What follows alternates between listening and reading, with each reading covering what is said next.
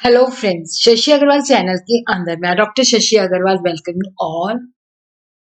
आज का जो हमारा सब्जेक्ट है that is the business statistics, और जिसके अंदर we are going to understand कि अगर इंडिविजुअल सीरीज दी हुई है, डिस्क्रीट सीरीज दी हुई है, तो उसके अंदर हम मीडियन जो है किस तरह से कैलकुलेट करते हैं।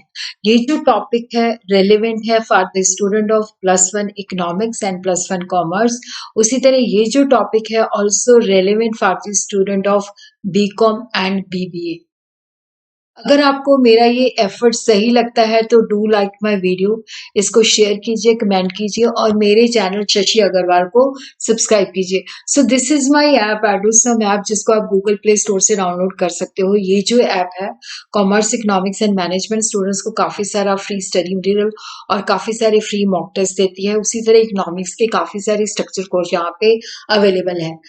तो मीडियन जो है एक पोजिशनल एवरेज है, तो इसको पोजीशन के हिसाब से कैलकुलेट किया जाता है। तो यहाँ पे हमें जो डाटा होता है उसको अरेंज करना पड़ता है। अगर वो डाटा सीक्वेंस में नहीं दिया हुआ तो डाटे को हम असेंडिंग ऑर्डर के अंदर, असेंडिंग का मतलब होता है कि जैसे देखो यहाँ पे जो डाटा मैंने अरेंज किया है असेंडिंग ऑर्डर के अंदर किया है।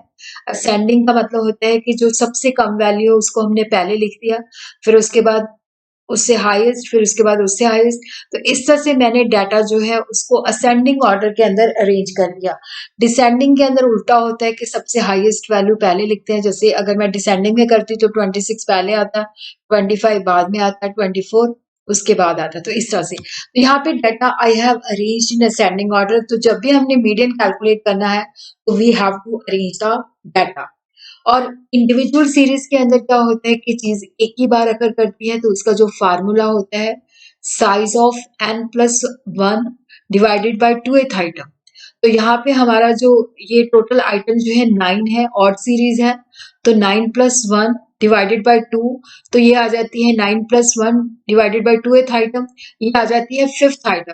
तो यहाँ पे हम देखते हैं 5th आइटम जो है 21 है, क्योंकि मीडियन जो है हमारा पोजिशनल एवरेज है। तो यहाँ पे हमने पहले n+1 divided by 2th item जो है निकाल लेनी है, तो वो 5th आती है, तो 5th आइटम जो है हमारी 21 है। तो इस तरह से हमने ऑड सीरीज के अंदर जो है मीडियन निकाल लिया है। अब हम देखते हैं कि जब हमारे पास इवन सीरीज होती है तो वहां पे भी देखो मीडियन जब भी हमने कैलकुलेट करना है तो we have to arrange the data. तो यहाँ पे डाटा मैंने असेंडिंग ऑर्डर के अंदर अरेंज कर लिया है। इसका जो फार्मूला है इंडिविजुअल सीरीज का size of n+1 divided by 2th item. तो ये 10, क्योंकि यहाँ पे अब ये इवन सीरीज है, 10+1 डिवाइडेड बाय 2th आइटम, तो ये आ जाती है 5.5th आइटम।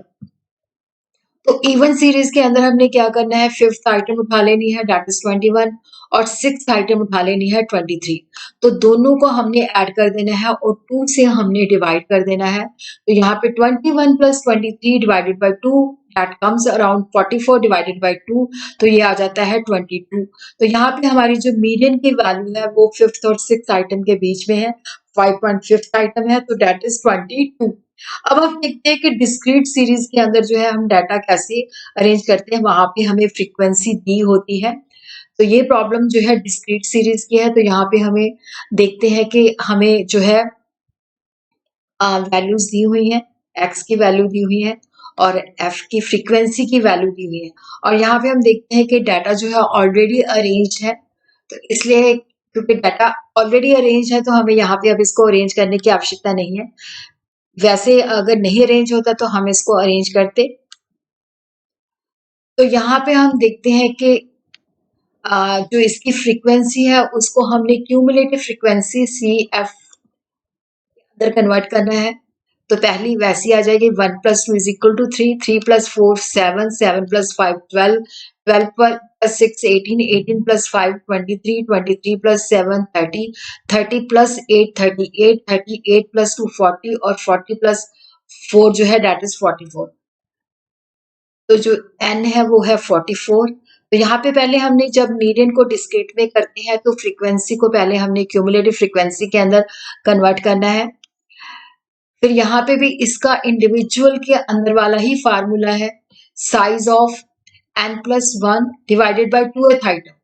तो यहाँ पे हम देखते हैं कि हमारा जो टोटल है वो है 44, n जो है 44, 44 + 1 डिवाइडेड बाय 2th आइटम, तो ये आ जाता है 45 डिवाइडेड बाय 2, तो ये आ जाती है 22.5th आइटम।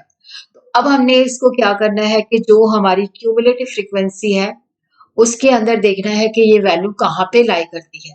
तो हमारी वैल्यू जो है 22.5 है क्यूमुलेटिव फ्रीक्वेंसी के अंदर, ये यहाँ पे लाई करती है। तो इसके सामने हमने देखना है कि x की वैल्यू क्या है, दैट कम्स अराउंड 23। तो यहाँ पे हमारा जो मीडियन है दैट इज 23।